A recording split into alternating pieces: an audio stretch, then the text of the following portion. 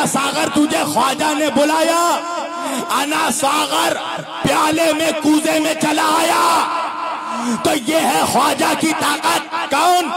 हुसैन के बेटे के बेटे के बेटे के बेटे के बेटे के बेटे का बेटा अगर हुक्म दे दे तो दरिया चला आता है प्याले में। तो उस ख्वाजा के बाप का बाप का बाप का बाप का बाप है हुसैन। अगर हुसैन हुक्म दे देते तो तहरे फुरात की क्या औकात है? अरे जामे कौसर चला आता जन्नत से। नारे हुसैन, नारे हुसैन, नारे हुसैन, लब्बैक या हुसैन, लब्बैक या हुसैन, लब्बैक या हुसैन।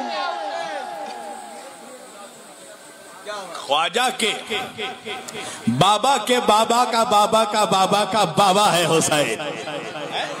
हुसैन हुक्म दे देते तो कौसर की हैसियत चाहे, नहरे फुरात दरियाए फुरात चलकर हुसैन के कदमों में आ जाता। मगर कहीं पर इख्तियार दिखाया जाता है, कहीं पर सब्र दिखाया जाता है। तवज्जो, अगर हुसैन को यजीद को खत्म करना होता तो हुसैन के लिए 2 मिनट का काम था। इमाम हुसैन अलैहिस्सलाम के लिए 2 मिनट का काम था अगर यजीद को खत्म करना होता।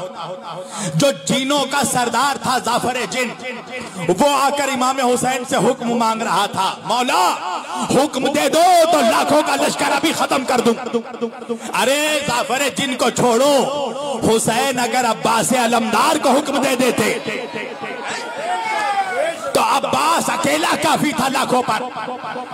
मगर वजह चाहे इमाम हुसैन ने सर क्यों कटाया, खून क्यों बहाया, भूखे और प्यास में जिंदगी क्यों गुजारी? वजह यह है कि हुसैन को यजीद को नहीं यजीदियत को खत्म करना था। इमाम हुसैन अलैहिस्सलाम करबला में यजीद को नहीं यजीदियत को खत्म करने के लिए आए थे। यजीद तो 2 मिनट का काम था हुसैन के लिए, हुसैन को यजीदियत खत्म करना था। क्यों? इसलिए कि करबला से पहले तारीख की सोच और थी, तारीख की मेंटालिटी और थी। क्या सोच थी? करबला से पहले जो सर काटता था वो जीत जाता था, जिसका सर कटता था वो हार जाता था। इमाम हुसैन ने करबला में आकर तारीख की सोच को बदल दिया। हुसैन ने कहा कि करबला से लेकर कयामत तक अब सर काटने वाला हारेगा, सर कटाने वाला जीतेगा। नारे हुसैन, नारे हुसैन, नारे हुसैन। हुसैन ने सोच बदला। तो ये है नबी के अहले बैत।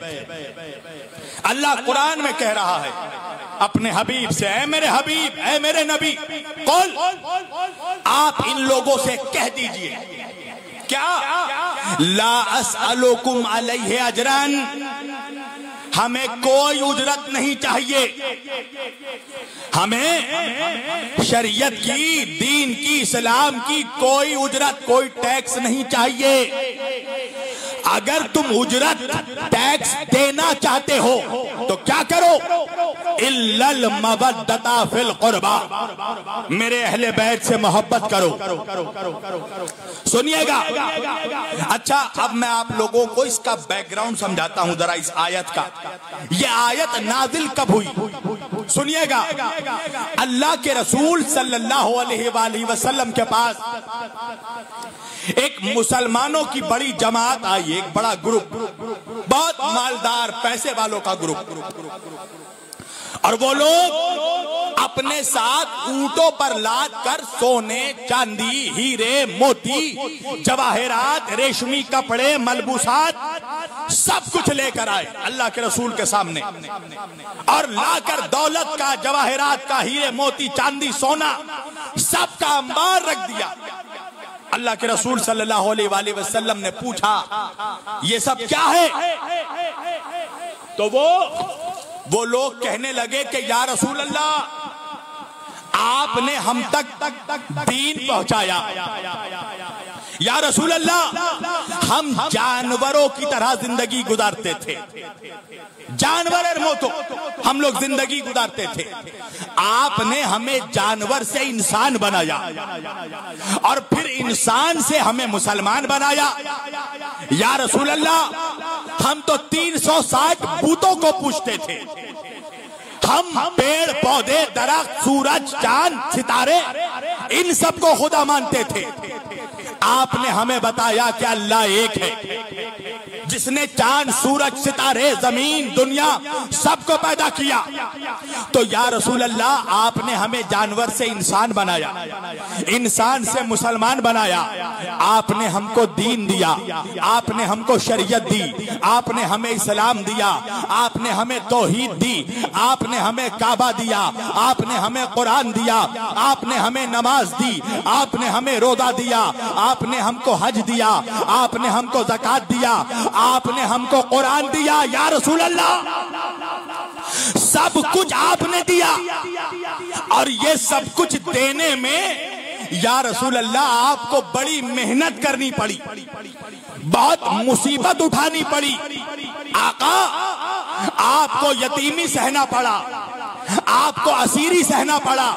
या रसूल अल्लाह आपको पत्थर मारे गए, आपको जख्मी किया गया, आपको आपके घर से निकाल दिया गया, आपको आपके वतन मक्का से निकाल दिया गया, आपका सोशल बाइकाट किया गया, आप पर खाना पानी बंद किया गया। या रसूल अल्लाह आपने अपने सहाबा की कुर्बानी दी, आपने अपने घर वालों की कुर्बानी दी। या रसूल अल्लाह इतनी मुसीबत जो आपने सही है इस्लाम पहुंचाने के लिए, हम तक दीन पहुंचाने के लिए, हमें मुसलमान बनाने के लिए आपने जो इतनी मेहनत की है, तो या रसूल अल्लाह हम आपकी मेहनत का टैक्स अदा करना चाहते हैं, आपको आपकी मेहनत का उजरत देना चाहते हैं। ये नमाज रोजा हज ज़कात कुरान काबा इन सब की आपको हम उजरत देना चाहते हैं, टैक्स देना चाहते हैं। एक बात तो समझ में आ गई ना मुसलमानों कि ये इस्लाम नमाज कुरान काबा ये हमें फोकट में नहीं मिला, इन चीजों की टैक्स देना पड़ती है। तवज्जो, टैक्स देना पड़ेगा। ये जो तुम नमाज पढ़ते हो, रोजा रखते हो, ये जो सजदे कर रहे हो, कुरान पढ़ रहे हो, हज में जा रहे हो, इन सब का टैक्स देना पड़ेगा। तो क्या है टैक्स? अल्लाह के रसूल ने कहा क्या टैक्स देना चाहते हो? वो मुसलमान कहने लगे या रसूल अल्लाह हम आपके लिए ये सोना चांदी हीरे मोती जवाहरात कपड़े ये सब कुछ लेकर आए हैं। अभी ये लोग कह रहे थे कि इतने में अल्लाह ने जिब्रील अमीन को भेजा, जिब्रील आए और आने के बाद मेरे नबी से बादे दरूद व सलाम कहा या रसूल अल्लाह ये लोग जो आपको सोना चांदी हीरे मोती टैक्स देना चाहते हैं, इनसे कहो कुल ला अस्अलुकुम अलैहि अजरन, हमें कोई टैक्स नहीं चाहिए, हमें सोना नहीं चाहिए, हमें चांदी नहीं चाहिए, हमें हीरा नहीं चाहिए, हमें मोती नहीं चाहिए, हमें कपड़े नहीं चाहिए। तो लोगों ने कहा या रसूल अल्लाह तो क्या दें? अल्लाह के रसूल ने कहा इल्लल मवद्दता फिल कुर्बा, मुझे अली की मोहब्बत दे दो, हुसैन की मोहब्बत दे दो। मेरे अहले बैत की साउंड बढ़ाओ मेरी जान थोड़ा सा। मेरी तकरीर से किसी का बॉक्स नहीं फटता, सिर्फ मुनाफिकों का कलेजा फट जाता है। नारे हैदरी हैदरी हैदरी, नारे अब्बास नारे अब्बास नारे अब्बास, इल्लल मवद्दता फिल कुर्बा। मेरे नबी ने कहा कि अगर देना चाहते हो टैक्स, देना देना चाहते हो तो फिर सोना ना दो, चांदी ना दो, हीरे ना दो, मोती ना दो, कपड़े ना दो। अगर टैक्स देना है तो अली की मोहब्बत दे दो, फातिमा की मोहब्बत दे दो, हसनैन करीमैन की मोहब्बत दे दो। ये है इस्लाम की नमाज की, रोजा, हज, ज़कात, इन सारी चीजों का टैक्स क्या है? अहले बैत की मोहब्बत। पूरी तवज्जो, ये है टैक्स। अच्छा, टैक्स समझते हैं कि नहीं आप लोग? इंडिया में रहते हैं ना, कपड़ा खरीदते हैं वैट टैक्स देते हैं, कोई रेस्टोरेंट में जाके खाना खाते हैं तो टैक्स देते हैं, गाड़ी खरीदते हैं तो टैक्स देते हैं, बिजनेस करते हैं तो टैक्स देते हैं, और अगर टैक्स नहीं दीजिएगा तो घर में इनकम टैक्स आ जाएगा। तो हर चीज का टैक्स देना पड़ता है। इस दुनिया में कुछ भी फ्री में नहीं मिलता। ये जो मैं आया हूं आप लोगों के बीच तकरीर करने, फ्री में नहीं आया। तवज्जो, ये जो माइक लगा है फ्री में नहीं लगा।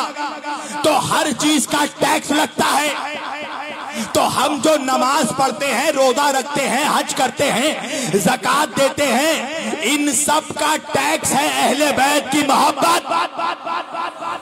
मवद्दता फिल कुर्बा। तवज्जो, आयत में अल्लाह कह रहा है, नबी कह रहे हैं मेरे खास रिश्तेदार, मेरे खास कराबतदारों की मोहब्बत। तवज्जो। अच्छा, आप पूछेंगे मौलाना ये खास रिश्तेदार क्या होता है? सुनिएगा, रिश्तेदारी दो तरह की होती है। टू टाइप्स ऑफ रिलेशनशिप, दो तरह की रिश्तेदारी होती है। एक होता है आम रिश्ता, जनरल रिश्ता, एक होता है खास रिश्ता, स्पेशल रिश्ता। आयत में है फिल कुर्बा, यानी अलीफ लाम लगा है। अरबी में अलीफ लाम वहां लगता है जहां कुछ स्पेशल लोग मुराद हो, जनरल लोग नहीं।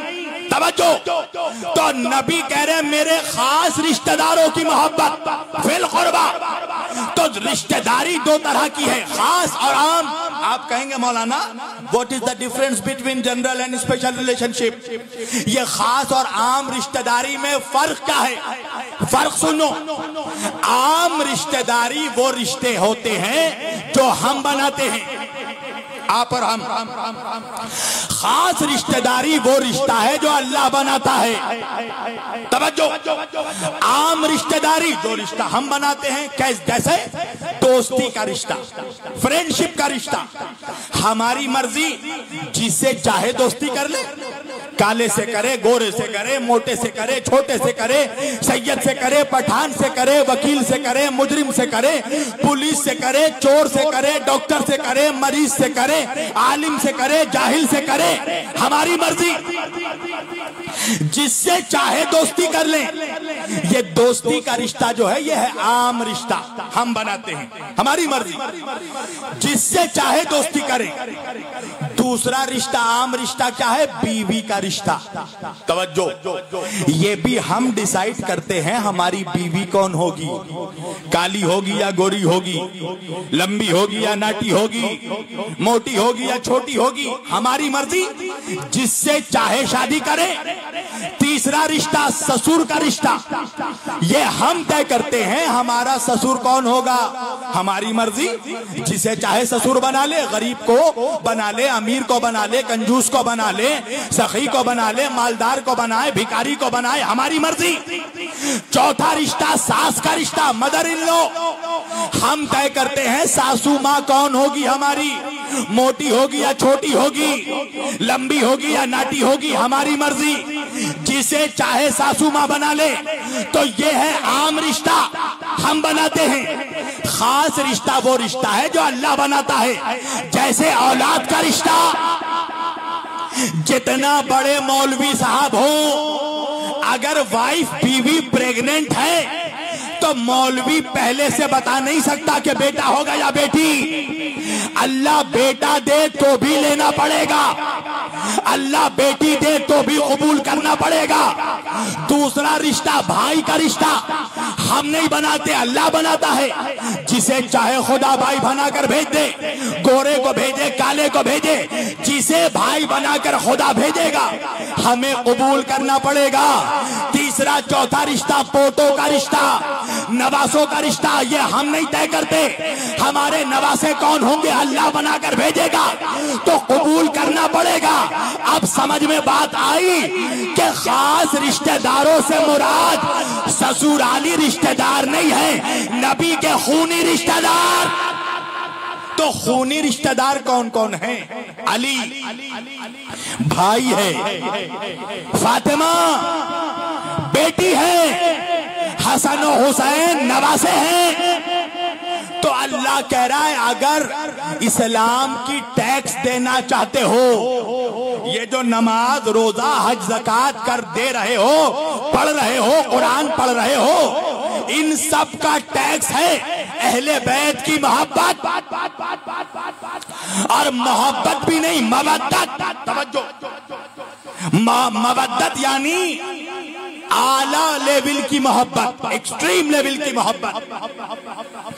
तो अहले बैत की मोहब्बत, नमाज का टैक्स अहले बैत की मोहब्बत, रोजा रखते हो उसका टैक्स अहले बैत की मोहब्बत, हज करने जाते हो हज का टैक्स अहले बैत की मोहब्बत, ज़कात दे रहे हो ज़कात का टैक्स अहले बैत की मोहब्बत, कुरान पढ़ रहे हो कुरान का टैक्स क्या है?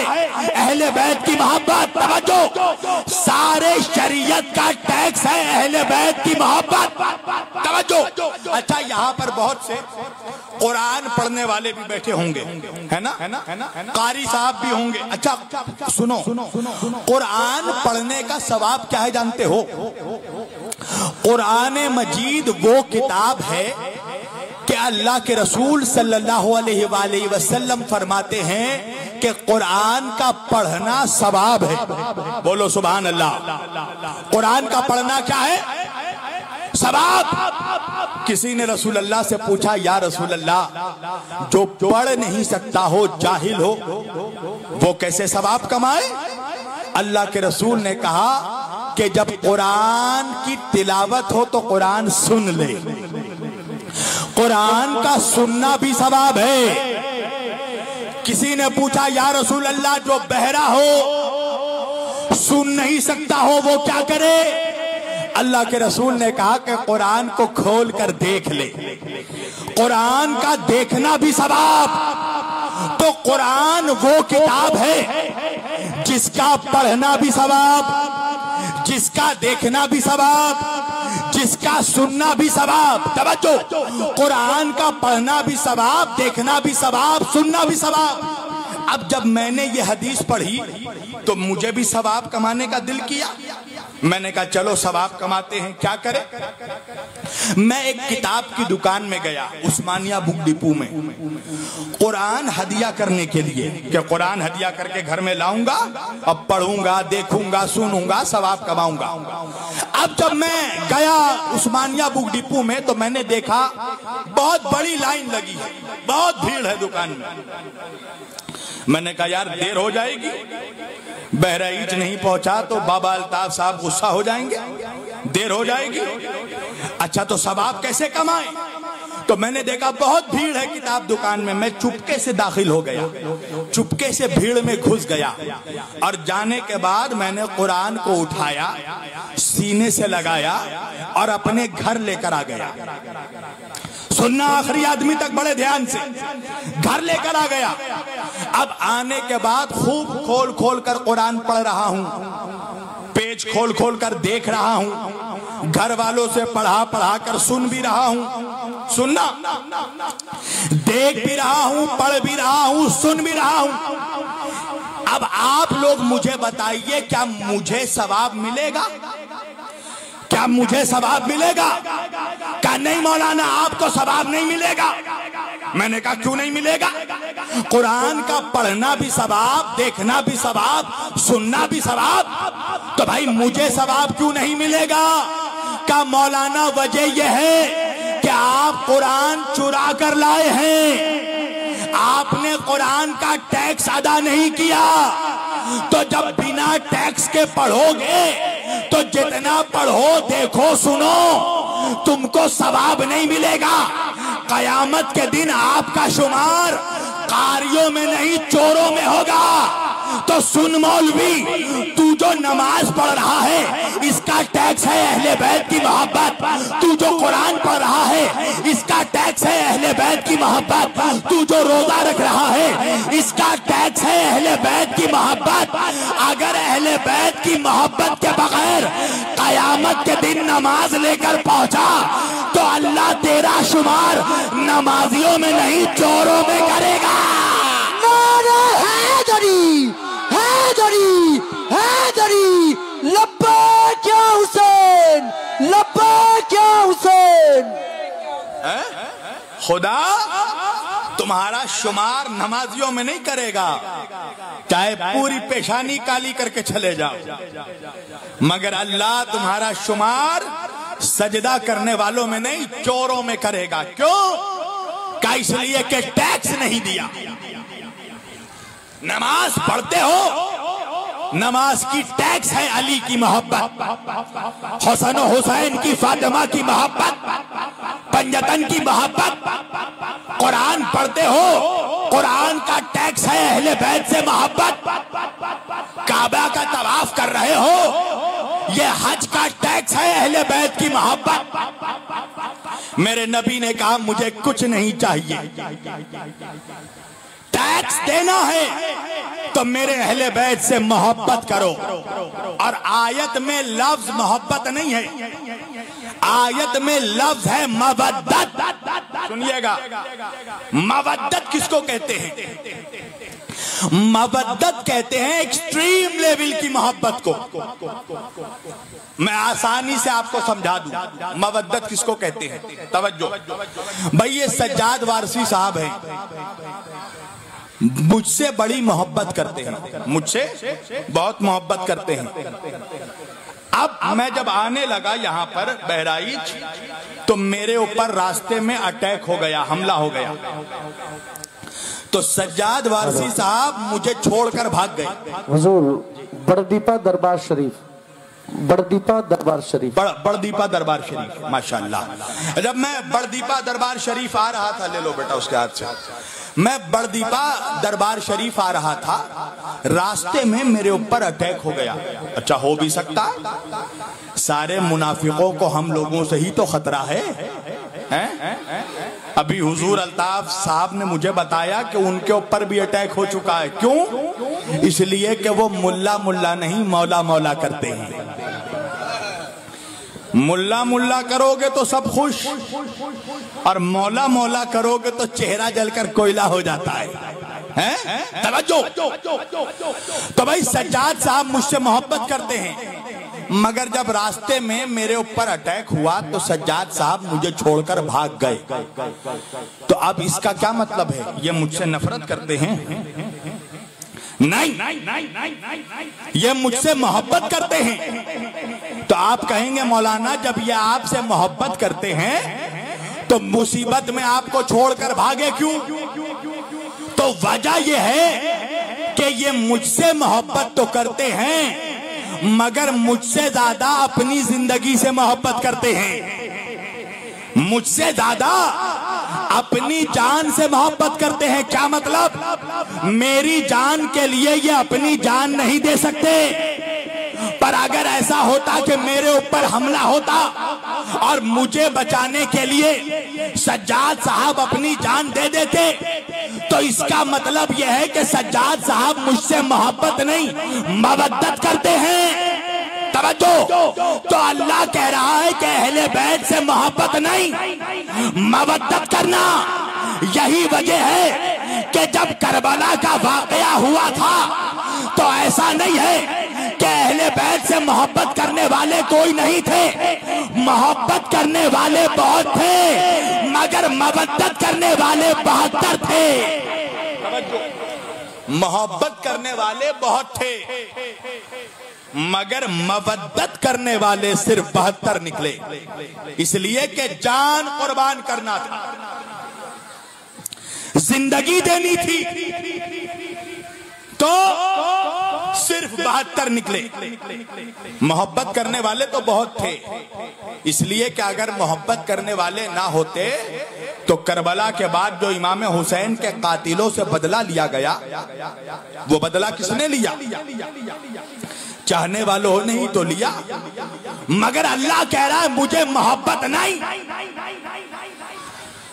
मुझे अहले बैत की मवद्दत चाहिए। और आसान कर दूं आप लोगों को, मवद्दत किसको कहते हैं समझिए। आप लोग कुर्बानी देते हैं ना, अभी कुर्बानी का महीना आने वाला है। मुसलमानों को इब्राहिम का दुम्बा याद है, मुस्तफा का खुनबा याद नहीं। तवज्जो, अभी कुर्बानी का महीना आएगा, जानवर ज़बा करते हैं ना आप लोग। तवज्जो, हर जानवर के ज़बा का ज़बीहा अलग अलग है। जैसे बकरे को ज़बा करते हैं तो गले में आप छुरी चलाते हैं, है ना।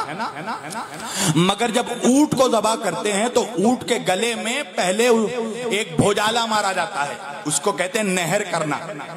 तवज्जो, इसी तरह मछली जानते हैं आप लोग? मछली आप बोलिएगा मौलाना गांव में हम लोग मछली नहीं जाएंगे तो कौन जानेगा?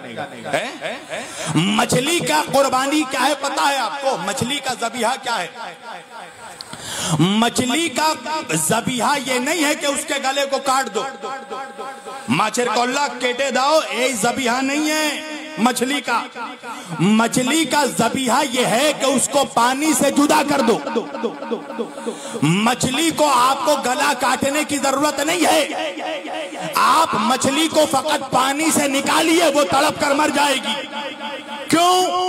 इसलिए कि मछली को पानी से मोहब्बत नहीं, मवद्दत है। समझ में आई? मवद्दत। मछली पानी से मोहब्बत नहीं, मवद्दत करती है।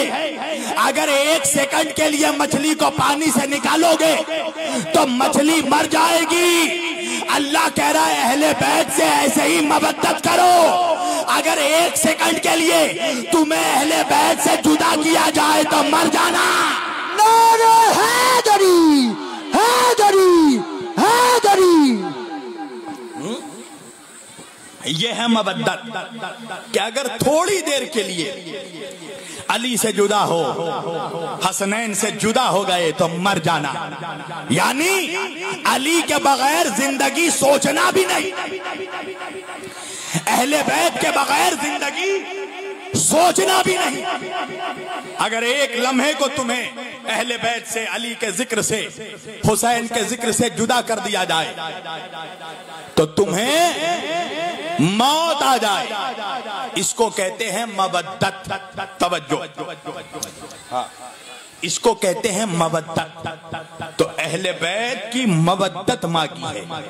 तवज्जो, कुछ नहीं मांगा मेरे नबी ने, मुझे मेरे अहले बैत की मवद्दत दे दो, मोहब्बत दे दो। तो क्या यही मोहब्बत दी मुसलमानों ने कि नबी के जाने के बाद पूरा घर लूट लिया? ये थी मोहब्बत कि फातिमा ज़हरा को भरे दरबार में खड़ा रखा गया। मैं इस पर बहस नहीं करता, हक था नहीं था ये बात की बात है। तुम मुझे इंसाफ से बताओ, अल्ताफ साहब तुम्हारे पीर हैं, अगर उनकी बेटी तुमसे कुछ मांग ले तो दोगे कि नहीं? घर मांगे तो घर दोगे, जो मांग ले दोगे। तो मुझे इंसाफ से बताओ मुसलमानों, रसूल की बेटी ने क्या मांगा था? एक बाग़े फिदक की हैसियत क्या थी फातिमा ज़हरा के सामने? अरे कायनात उनके सदक़े में बनी है, कायनात सदका है फातिमा ज़हरा का। आज लोग कहते हैं नऊज़ु बिल्लाह नबियों की कोई विरासत नहीं होती, नबियों का कोई वारिस नहीं होता है? नबी किसी के वारिस नहीं होते और नबियों की कोई विरासत नहीं होती। तो मुझे एक बात बताओ कि अगर नबियों को विरासत नहीं मिलती है तो मेरे रसूल अल्लाह को विरासत में उनके बाबा हजरत अब्दुल्ला से घोड़ा कैसे मिला, तलवार कैसे मिली, मकान कैसे मिला? तवज्जो, अब जो लोग कहते हैं ना, बस एक जुमला पढ़ूंगा। एक जगह एक आलिम दीन से, एक अली वाले से, एक मौलवी से बहस चल रही थी। मौलवी ने कहा ये बताओ, अली वाले से कहा, मौलाना इस्माइल साहब से, कहने लगे ये बताओ नबी जिंदा है कि नहीं? तो उन्होंने कहा बेशक हमारा नबी जिंदा है। तो मौलवी ने कहा जब नबी जिंदा है तो जिंदा का कोई वारिस नहीं होता। ये कहने के बाद मौलवी खड़ा हो गया और खड़े होके कहने लगा हम लोग मुनाजरा जीत गए, तुम अली वाले मुनाजरा हार गए। मौलाना इस्माइल साहब ने कहा सुनो, अभी तो तुमने मेरा जवाब आधा सुना है, पूरा जवाब सुनता जा। उस मौलवी ने कहा पूरा जवाब क्या है? मौलाना इस्माइल साहब ने कहा सुन, अगर जिंदा का वारिस नहीं होता तो फिर जिंदा का खलीफा भी नहीं होता। अगर जिंदा का वारिस नहीं होता तो फिर जिंदा का खलीफा कैसे हो गया? तवज्जो, नबी ने कुछ नहीं मांगा उम्मत से, ना सोना ना चांदी, पूरी खुलासा करें आप इसको, ना हीरे ना मोती। क्या मांगा था? अपने अहले बैत की मोहब्बत मांगी थी। यही मोहब्बत का सिला है कि सैयदा फातिमा जहरा ने बाग़े फिदक मांगा। आज दो दो कौड़ी के लोग बहस कर रहे हैं कि कौन हक पर था, कौन हक पर था। अल्लाह अकबर। अल्लाह कुरान में कह रहा कूनू मा सादिकीन, सच्चों के साथ हो जाओ। तवज्जो। तो भाई सच्चे कौन है कायनात में? तो पहले ये देखना होगा कि झूठों के मुकाबले पे कौन गया। जो झूठों के मुकाबले पे गया वो है सच्चा।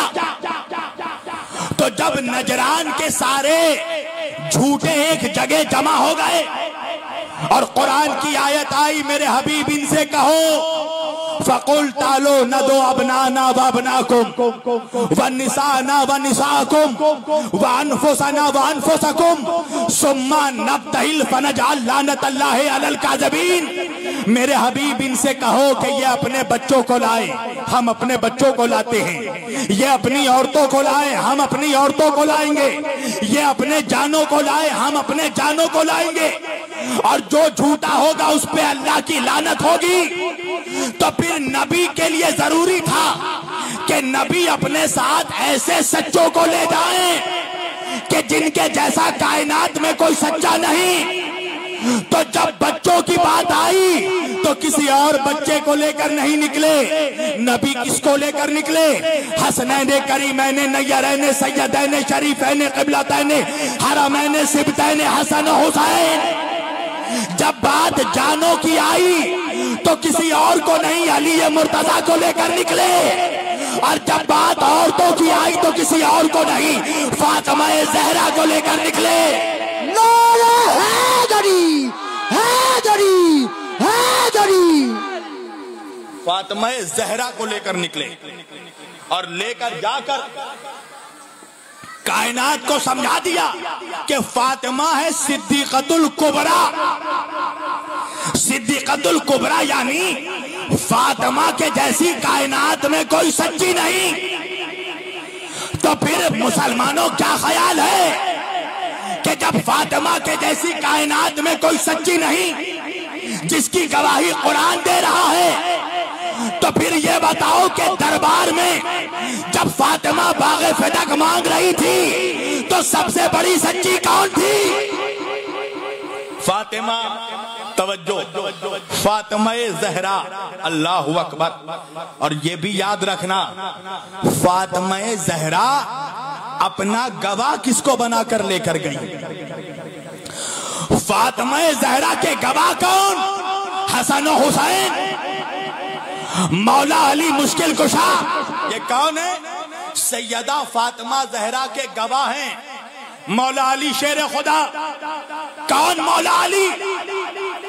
जी जी जी जी जी। कौन? कौन फातिमा? और फातिमा नबी की बेटी, उनका गवाह कौन है दरबार में? अली मुर्तदा। मौला अली कौन है?